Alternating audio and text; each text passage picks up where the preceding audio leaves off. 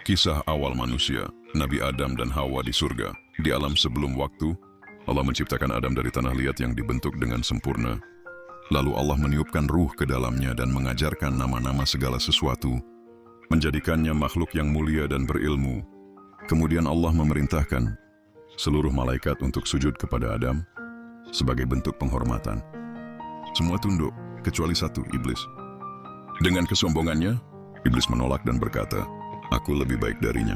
Engkau ciptakan aku dari api, sedang dia dari tanah." Maka iblis pun dikutuk dan diusir dari surga. Namun ia meminta penangguhan waktu untuk menyesatkan keturunan Adam. Allah menciptakan Hawa dari bagian diri Adam sebagai pendamping yang menenteramkan. Mereka hidup damai di surga dengan satu larangan, jangan dekati pohon ini. Namun iblis tidak tinggal diam. Ia menyusup dengan bujuk rayu, membisikkan janji palsu akan keabadian dan kekuasaan. Hawa tergoda, dan Adam pun mengikutinya. Keduanya memakan buah terlarang itu. Seketika kesadaran datang, mereka merasa malu. Tubuh mereka tampak telanjang. Dengan penuh penyesalan mereka menangis, menyadari kesalahan yang telah diperbuat. Akhirnya, Allah berfirman bahwa mereka harus turun ke bumi, bukan sebagai hukuman penuh murka, tapi sebagai awal perjalanan manusia, agar mereka belajar berjuang dan kembali dengan taubat yang tulus. Dalam sepi bumi yang belum bernama, Adam duduk bersimpuh. Ia menatap langit yang kini jauh dan tanah yang asing di bawah kakinya. "Wahai Tuhanku, aku telah menzalimi diriku sendiri." Air mata jatuh ke tanah, tanah yang kelak akan menjadi saksi jutaan langkah dan doa. Tapi inilah awalnya, awal dari penyesalan, awal dari pengampunan, awal dari sebuah doa, doa anak manusia pertama di bumi. Inilah doa Nabi Adam, doa yang pertama kali diucapkan oleh manusia pertama yang hidup di bumi. Setelah terpisah dari surga, Adam tidak menyalahkan takdir. Ia tidak mengutuk iblis, tidak pula menyalahkan Hawa. Ia justru menunduk, menyesal, dan berdoa. Inilah doa pertama yang menggema di bumi. Doa pengakuan, penuh harap dan kerendahan hati.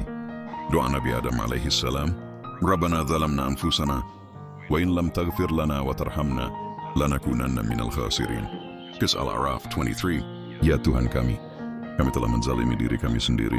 Syirina warun telah mengabnikim dan memberi rahmat kepada kami. Niscaya kami termasuk orang-orang yang merugi. Hikmah doa ini lazunu. Pengakuan dosa adalah awal taubat. Adam tidak mencari alasan.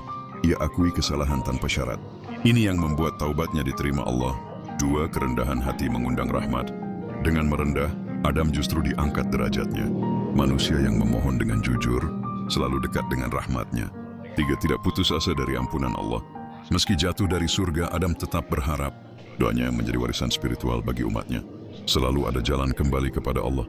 Keutamaan doa ini menjadi doa pokok dalam taubat menurut para ulama.